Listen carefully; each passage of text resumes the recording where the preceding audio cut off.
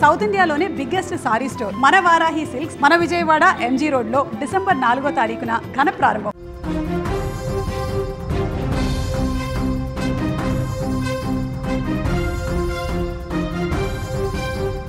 ఉదయం ఆఫీస్కు వెళ్ళేటప్పుడు అంతా బాగుంది. సాయంత్రం ఇంటికి వచ్చి చూసేసరికి గుండె పగిలే దృశ్యం కనిపించింది. ఓవైపు రక్తపు మడుగులో కన్నబిడ్డ, మరోవైపు ఉరికొయ్యకు వేలాడుతున్న భార్యను చూసి ఆ అధికారి హడలిపోయారు. అనంతపురం జిల్లాలో జరిగిన ఈ ఘటన స్థానికంగా తీవ్ర కలకలం రేపింది. కర్నూలు జిల్లా తాడిమర్రికి చెందిన రవి ప్రస్తుతం అనంతపురం జిల్లా రామగిరిలో డిప్యూటీ తహసీల్దార్గా విధులు నిర్వహిస్తున్నాడు. 5 ఏళ్ల క్రితం ఇతనికి అమూల్యతో వివాహం జరిగింది. వీరికి 3.5 ఏళ్ల కుమారుడు సహర్ష ఉన్నాడు. ఉద్యోగరీత్యా రవి తన కుటుంబంతో కలిసి అనంతపురంలోని శారదానగర్లో నివాసం ఉంటున్నాడు.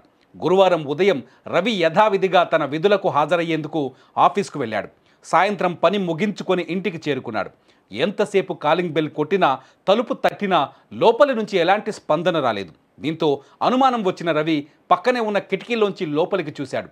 అంతే, ఒక్కసారిగా షాక్కు గురయ్యాడు. బెడ్రూమ్లో తన భార్య అమూల్య ఫ్యాన్కు ఉరేసుకొని వేలాడుతుండగా మంచంపై తన గారాల పట్టి సహర్ష రక్తపు మడుగులో విగత జీవిగా పడి ఉన్నాడు. ఇది చూసిన రవి కన్నీరు మున్నీరుగా విలపించాడు. కుటుంబ సమస్యల కారణంగానే ఈ ఘోరం జరిగి ఉంటుందని ప్రాథమికంగా భావిస్తున్నారు.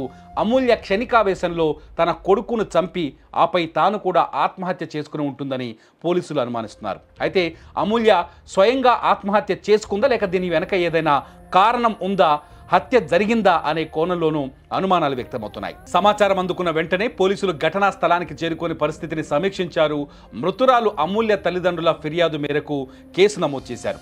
డీఎస్పీ శ్రీనివాస్ ఆధ్వర్యంలో దర్యాప్తు కొనసాగుతోంది. పోస్టుమార్టం నివేదిక, విచారణ అనంతరం పూర్తి వివరాలు వెల్లడిస్తామని పోలీసులు తెలిపారు. పచ్చని కుటుంబంలో చోటు చేసుకున్న ఈ విషాదం శారదానగర్ వాసులను కంటతడి పెట్టించింది.